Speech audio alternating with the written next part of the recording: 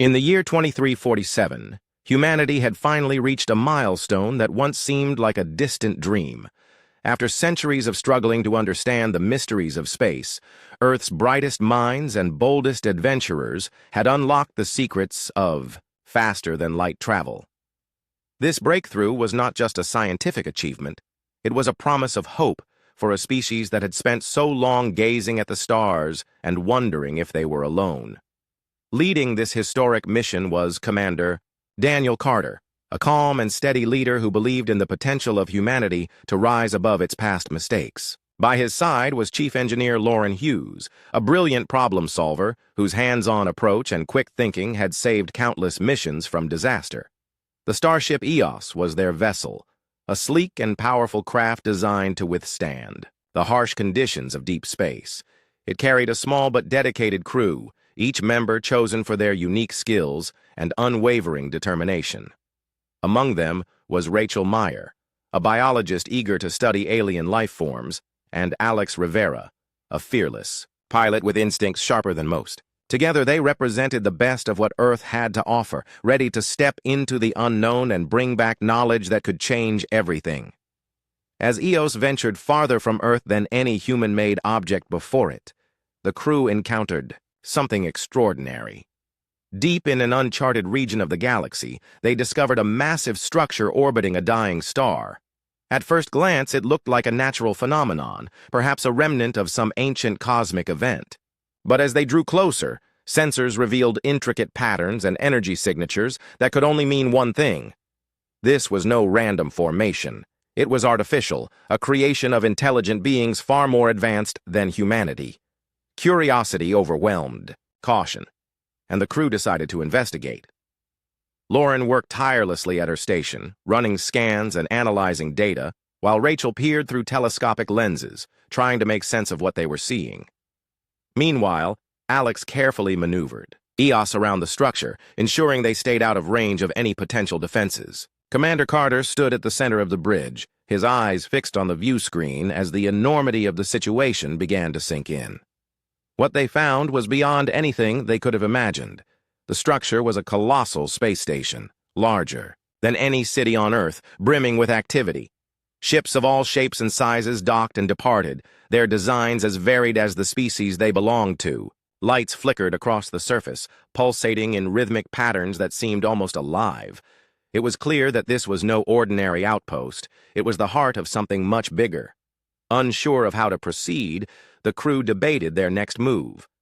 They had no idea who or what inhabited the station, nor did they know if they would be welcomed or attacked. Lauren suggested sending a simple message, something non-threatening to announce their presence. "We don't want to scare them off," she said, her voice steady despite the tension in the air. "Let's just say hello." With Daniel's approval, Lauren activated the communication system and transmitted a basic greeting in multiple languages, including binary code and mathematical sequences. But when nothing happened after several minutes, frustration began to creep in. Then, without warning, the station responded. A burst of static filled the speakers, followed by a series of strange symbols flashing across the screen. Before anyone could react, the symbols morphed into moving images, and suddenly, the crew found themselves face-to-face with dozens of alien figures seated in a grand chamber. The room was vast, its walls adorned with glowing panels and intricate carvings. Each figure was unique, their appearances ranging from humanoid to utterly bizarre. Some had scales instead of skin, others floated above their seats with no visible means of support. One being resembled a shimmering cloud of light, while another looked like a towering mass of crystalline structures. Despite their differences, they all shared one thing in common: shock. Their expressions, whether conveyed through faces, gestures, or subtle shifts in color, made it clear that Earth's arrival was completely unexpected. For a moment, silence hung heavy in the air. No one aboard Eos dared to speak, unsure of what to say or how to act. Finally, Daniel stepped forward, his voice calm but firm. "We come in peace," he said, repeating the timeless phrase humanity had dreamed of uttering for generations. His words echoed through the chamber, translated instantly into a cacophony of alien tongues by the station's advanced systems. The reaction was immediate and chaotic. Murmurs erupted among the assembled beings, their tones ranging from curiosity to outright disbelief. One ambassador leaned forward, his elongated head tilting slightly as he studied the humans on the screen. This was Zorath of the Venthari race, a species known for their sharp intellect and cautious nature. He spoke in a low, melodic voice, his words carrying authority. "You are human?"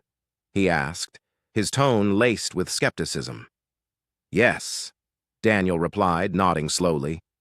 "We're explorers from Earth, seeking to learn about the universe and establish contact with other civilizations." Zorath exchanged glances with his peers, and for a brief moment it seemed as though the council might dismiss them entirely. But then another voice cut through the murmurs, this one belonging to Ambassador Kayla Voss, a humanoid diplomat with striking silver hair and piercing blue eyes. She rose from her seat, her movements graceful yet deliberate. "This is unprecedented," she said, addressing both her colleagues and the humans on the screen. "Earth has never been part of our records.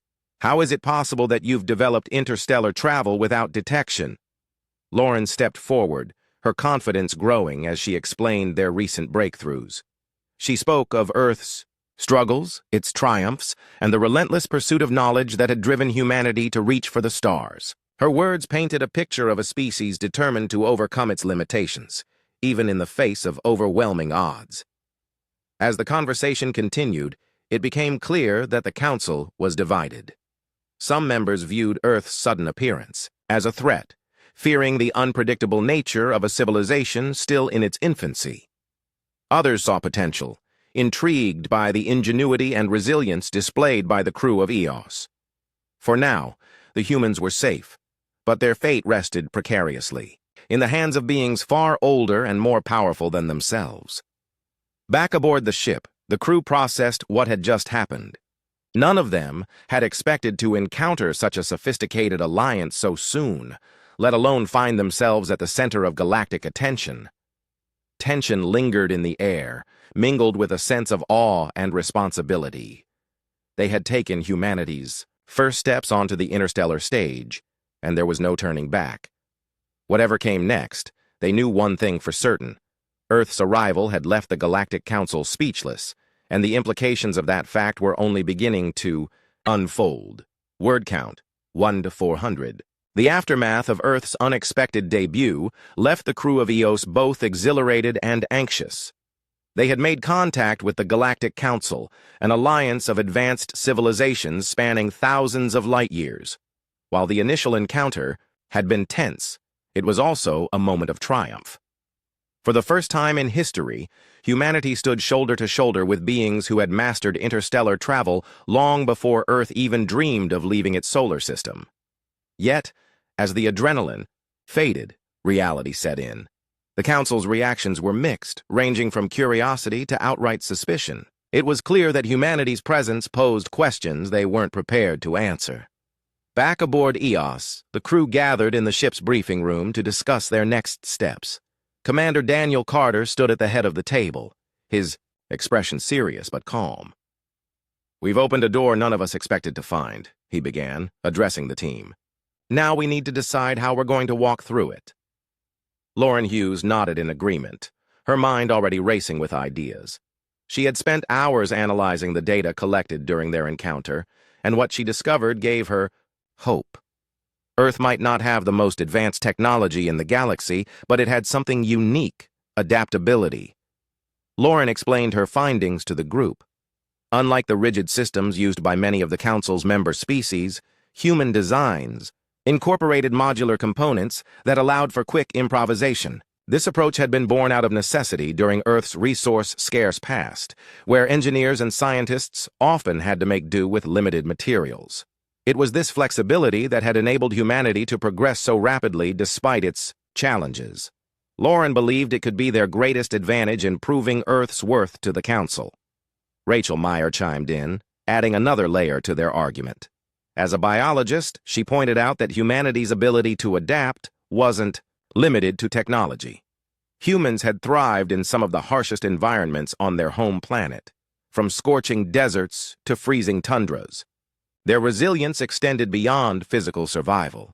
It was ingrained in their culture and mindset. "We don't just survive," Rachel said, her voice filled with conviction. "We innovate. We find ways to turn obstacles into opportunities." Daniel listened intently, absorbing every word. He knew that if they wanted to gain the council's trust, they needed more than speeches. They needed proof.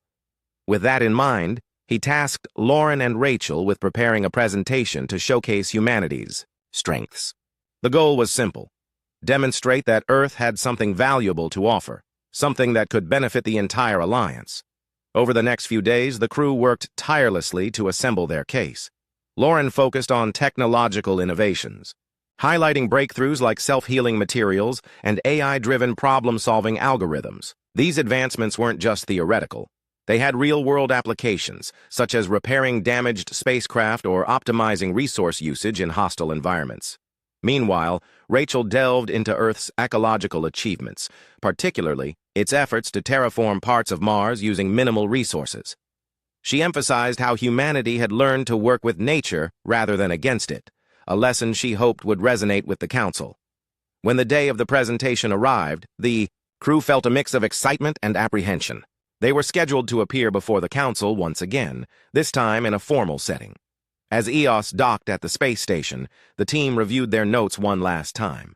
Daniel reminded everyone to stay composed and speak clearly. "We're representing all of humanity," he said. "Let's show them what we're capable of." The council chamber was even more imposing up close. Rows of alien ambassadors sat in tiered seating, their eyes, or equivalent sensory organs, fixed on the humans as they entered. At the center of the room was a large platform equipped with holographic projectors, where Lauren and Rachel would present their findings. Daniel took his place beside them, ready to address any questions or concerns. As the session began, Lauren stepped forward, her hands steady as she activated the first hologram. A three-dimensional model of Eos appeared, rotating slowly to reveal its intricate design. "This is our starship," she explained, her voice confident. "It may not be the largest or fastest vessel in the galaxy, but it embodies the principles of adaptability and efficiency."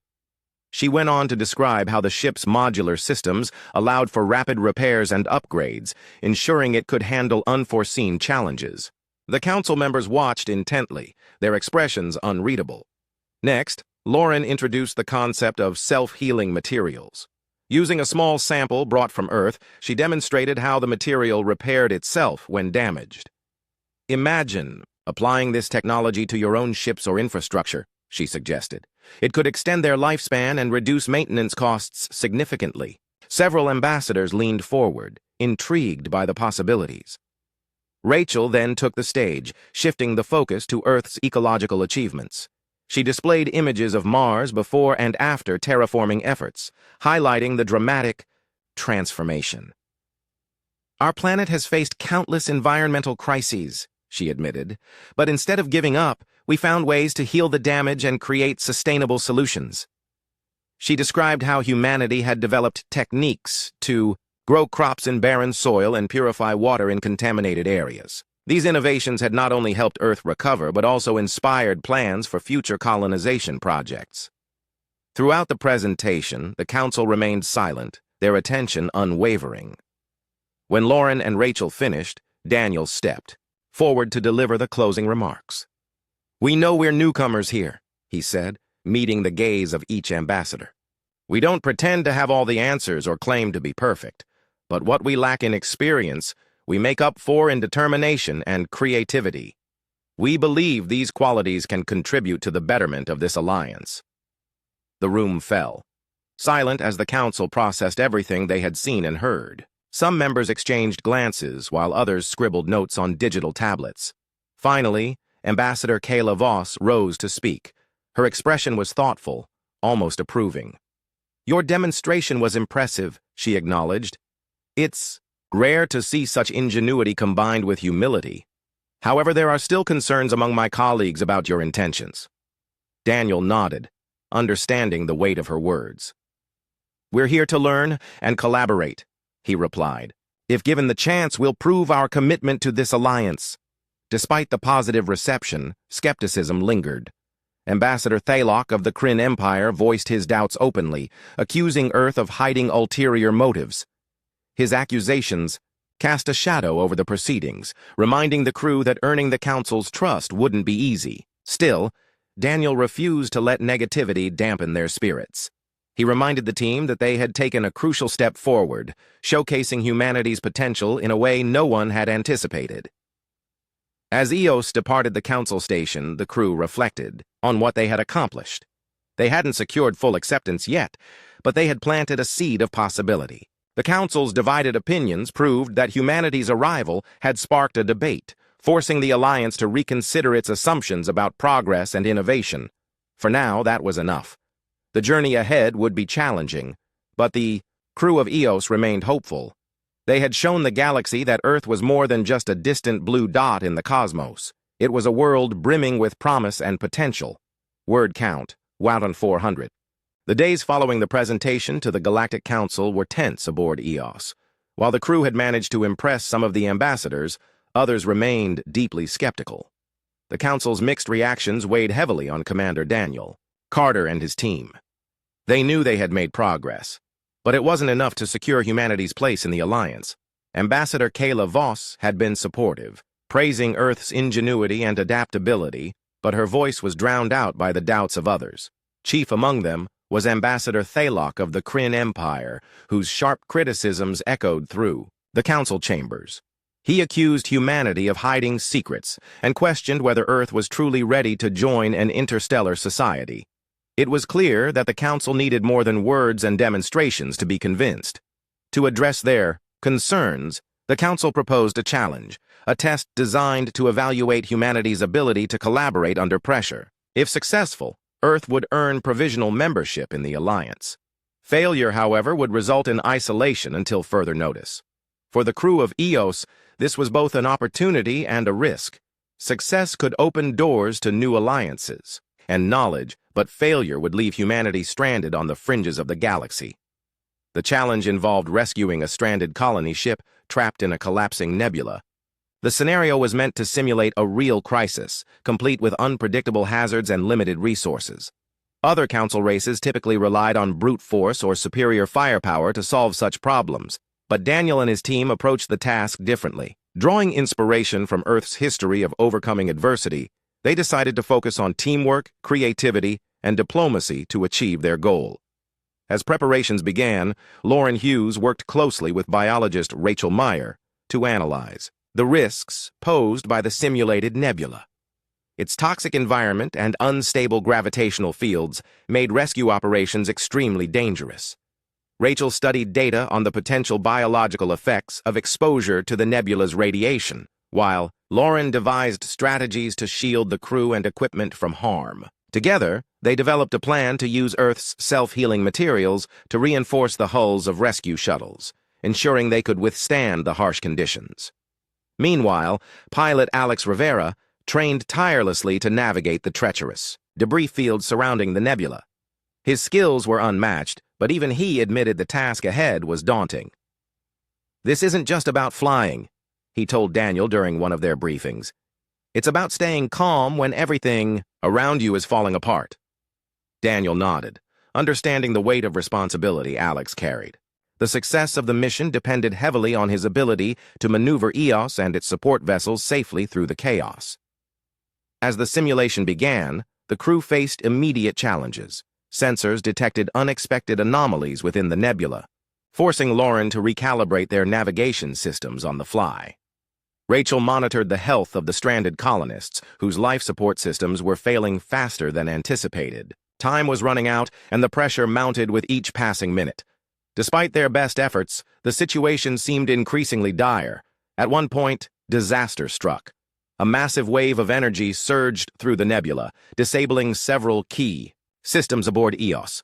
Alarms blared as the crew scrambled to contain the damage.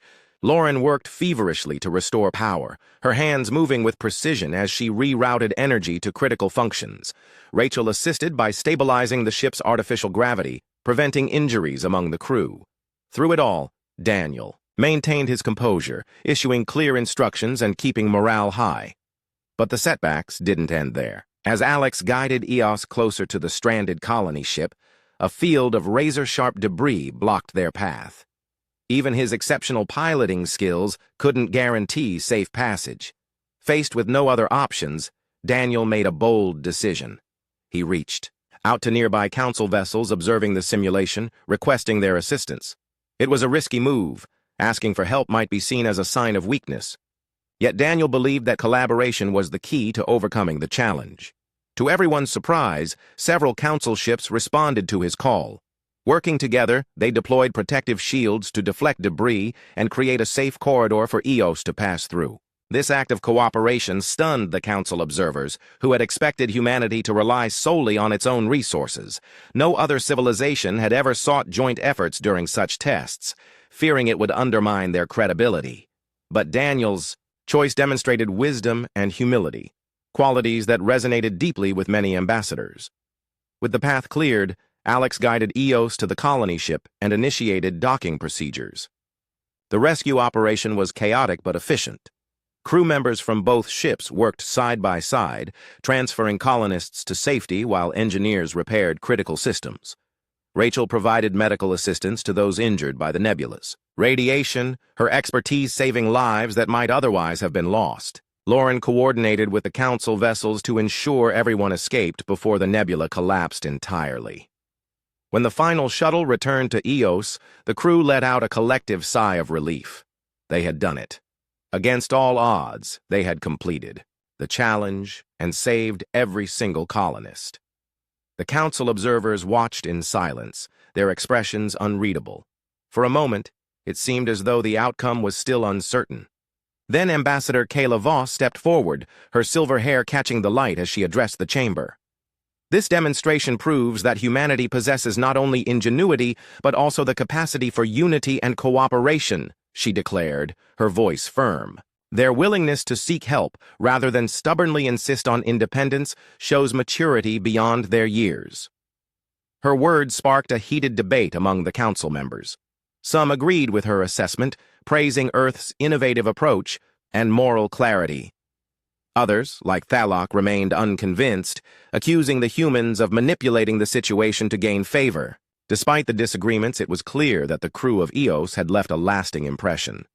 Back aboard the ship, the crew reflected on what they had accomplished.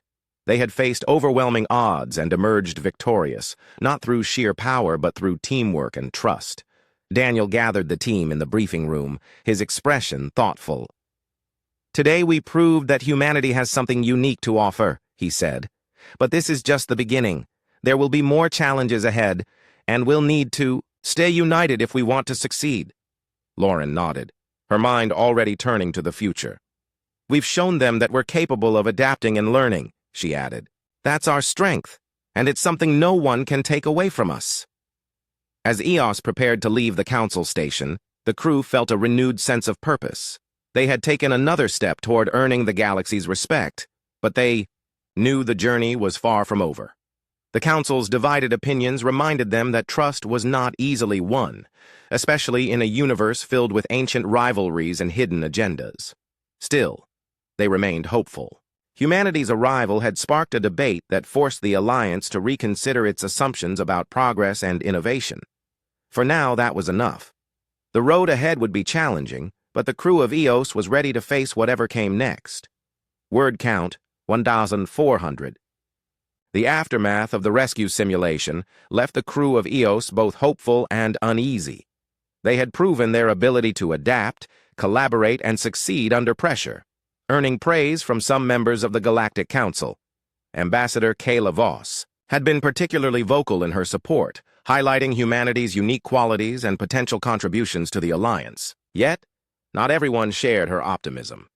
Skepticism lingered like a shadow over the council chambers, casting doubt on Earth's intentions and readiness to join interstellar society.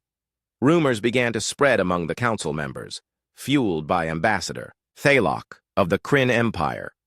He accused humanity of hiding secrets, claiming that Earth's ingenuity masked ulterior motives.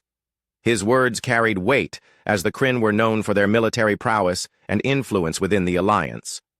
Thalok, argued that the simulated rescue mission had been too easy, suggesting that the humans might have manipulated the scenario to gain favor. His accusations planted seeds of uncertainty in the minds of other ambassadors, many of whom were already wary of welcoming a new and unpredictable species into their ranks. Determined to uncover the truth, Thalok took matters into his own hands. He dispatched a covert operative named Silas to infiltrate Eos. Disguised as a maintenance worker, Silas boarded the starship during a routine refueling stop at the council station. His mission was simple: gather evidence of deceit or hidden agendas. If he found proof that Earth harbored secret weapons or malicious intent, it would justify Thalok's suspicions and discredit humanity's bid for membership. Silas moved through the ship with practiced ease, blending into the background as he planted surveillance devices in key areas. He monitored private conversations, recorded strategic discussions, and observed the crew's interactions. At first, he expected to find signs of conspiracy, coded messages, hidden compartments, or classified experiments. What he discovered instead surprised him. The recordings revealed heated debates among the crew about ethical dilemmas, personal sacrifices made for the greater good, and heartfelt discussions about protecting Earth's fragile ecosystem. 1. Conversation stood out to Silas. Late at night, Commander Daniel Carter sat with Chief Engineer Lauren Hughes in the ship's observation deck, gazing at the stars.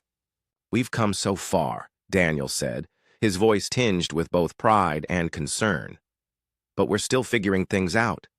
Every decision we make reflects not just on us, but on all of humanity." Lauren nodded, adding, "That's why we can't afford to lose sight of who we are. We're explorers, yes, but we're also representatives of a planet that's still healing. If we forget that, we risk losing everything." Silas listened intently, his skepticism giving way to curiosity. These humans weren't plotting domination or hiding weapons. They were grappling with the same questions of morality and responsibility that plagued every civilization. Their transparency and self-awareness struck him as unusual, even admirable. Despite his orders, he found himself questioning whether Thalok's accusations were justified. When Silas returned to the council station, he delivered his findings to Thalok. The ambassador listened impassively, his expression unreadable. "There's no evidence of deceit?" Thalok admitted reluctantly. "Their actions align with their words. They seem genuine in their desire to contribute to the Alliance." Thalok dismissed the report with a wave of his hand, accusing Silas of being swayed by sentimentality. But word of the operative's discoveries eventually reached Ambassador Kayla Voss, who seized the opportunity to counter Thalok's claims. During a council session, Kayla presented Silas's findings as evidence of humanity's sincerity. She played excerpts of the recordings, showcasing the crew's moral compass and willingness to confront difficult truths. "You accuse them of hiding ulterior motives," she said, addressing Thalok directly. "Yet these recordings reveal nothing but honesty and integrity. Their flaws mirror our own, reminding us of the struggles every great civilization faces in its infancy." Her impassioned defense swayed several undecided ambassadors, tipping the balance in Earth's favor. Some council members began to see humanity not as a threat, but as a reflection of their own pasts, a species striving to grow and learn despite its imperfections. Still, formal acceptance required unanimous approval, leaving humanity's fate hanging precariously in the balance. Back aboard Eos, the crew remained unaware of the political maneuvering unfolding behind the scenes. They focused instead on preparing for the possibility of returning to Earth empty-handed. Daniel called a meeting to address the team, his tone steady but somber. "We've done everything we can," he said. "If the Council decides against us, we'll accept their judgment and continue working to improve ourselves. Our journey doesn't end here." Lauren nodded, though her frustration was evident. "It's frustrating to feel like we're being judged unfairly," she admitted. "But maybe this is part of the process. Every great achievement comes with challenges, and we're no exception." Rachel Meyer added her perspective, drawing parallels between humanity's current situation and Earth's history. "Think about how long it took for nations on our planet to trust each other," she said. "It wasn't overnight. It took time, effort, and a lot of mistakes along the way. Maybe the same is true here. As the council deliberated, tensions aboard Eos ran high. The crew knew that their future and Earth's place in the galaxy depended on the outcome. Alex Rivera spent hours practicing flight maneuvers, channeling his anxiety into preparation. "If we get another chance," he said, "I want to be ready for anything." Finally, after what felt like an eternity, the council reached a decision. By a narrow margin, Earth was granted provisional membership in the Alliance, contingent upon continued cooperation and adherence to interstellar laws. The announcement echoed through the chamber, met with a mixture of cheers and grumbles from the assembled ambassadors. For the crew of Eos, it was a moment of triumph tempered by caution. They had earned a seat at the table, but their work was far from over. As Eos departed the council station, heading back toward Earth, Daniel gathered the crew on the observation deck. Together, they gazed at the stars, reflecting on how far they had come and the challenges still ahead. "This is just the beginning," Daniel said, his voice filled with quiet determination. "We've taken our first steps into a larger universe, and there's no turning back. Whatever happens next, we'll face it together." The crew exchanged smiles, their bond stronger than ever. They had faced adversity, proven their worth, and earned a fragile foothold in the galaxy. The road ahead would be uncertain, but they were ready. Humanity's arrival had sparked a debate that forced the Galactic Council to reconsider its assumptions about progress and innovation. And though shadows of doubt still lingered, the light of hope burned brighter than ever. Word. Account 1400. He journey back to Earth aboard Eos was filled with a mix of emotions. The crew had achieved something extraordinary, earning humanity provisional membership in the Galactic Council. Yet the weight of responsibility rested heavily on their shoulders. They knew that this was not the end, but the beginning of a long and challenging path. Commander Daniel Carter stood on the bridge, staring out at the stars streaking past the viewport. His mind raced with thoughts about what lay ahead. Earth's place in the galaxy was no longer a distant dream. It was a reality. Fragile and uncertain, but real nonetheless. Lauren Hughes joined him, her hands clasped behind her back as she too gazed at the endless expanse of space. "It feels surreal," she said softly, breaking the silence. "For so long we thought we were alone. Now, we're part of something bigger than ourselves." Daniel nodded, his expression thoughtful. "Yes, but being part of something bigger comes with challenges," he replied. "We've shown them what we're capable of, but now we have to prove it every day." As the ship approached Earth's orbit, the crew prepared for their return. News of their success had already reached home, sparking celebrations across the planet. Cities lit up with fireworks, and people gathered in streets and parks to cheer. For the first time in history, humanity felt truly united, bound together by the shared achievement of stepping onto the interstellar stage. Yet amidst the joy, there were questions. How would Earth adapt to its new role? What changes would be required to meet the expectations of the Galactic Council? Upon landing, the crew was greeted by officials, scientists, and reporters eager to hear their story. Daniel addressed the crowd, his voice calm but firm. "This is a moment of pride for all of us," he began. "But it's also a moment of responsibility. We've been given a chance to grow, to learn, and to contribute to a community far greater than anything we've known. It won't always be easy. But I believe in our ability to rise to the occasion." His words resonated deeply, inspiring both hope and determination. Governments and organizations around the world began working together to prepare Earth for its new role.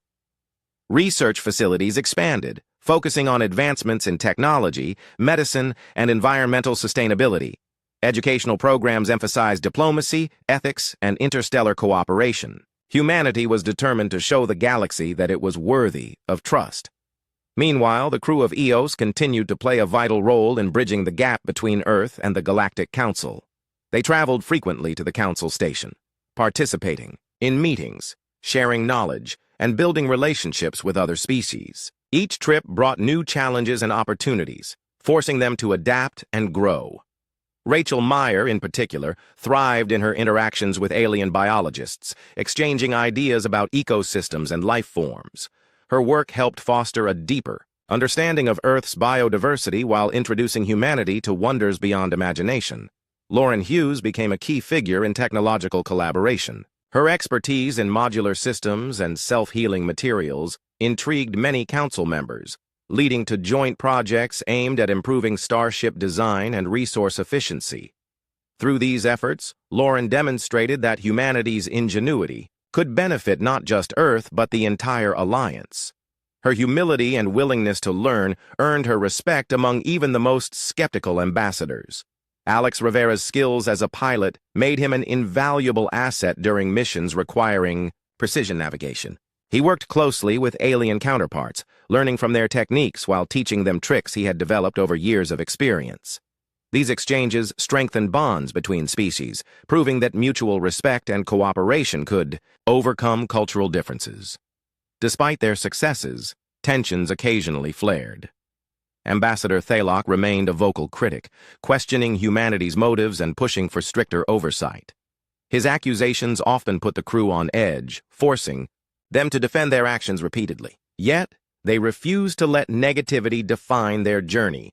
Instead, they focused on building trust through transparency and consistency. When misunderstandings arose, they addressed them openly, demonstrating a commitment to resolving conflicts peacefully. One such incident occurred during a routine supply run to a remote outpost. Miscommunication led to accusations that Earth had violated trade agreements, prompting an investigation. Daniel and his team cooperated fully, providing detailed logs and explanations. Their honesty disarmed even the harshest critics, turning what could have been a diplomatic disaster into an opportunity to strengthen ties. As months turned into years, humanity's presence in the galaxy grew stronger. Earth became known not just for its technological innovations, but for its resilience, creativity, and moral compass. Stories of humanity's struggles and triumphs spread throughout the Alliance, inspiring others to embrace change and collaboration. Even Thalok softened slightly, acknowledging that Earth's contributions outweighed his initial fears. Back on Earth, the impact of joining the Galactic Council transformed society in profound ways. Advances in medicine eradicated diseases that had plagued humanity for centuries.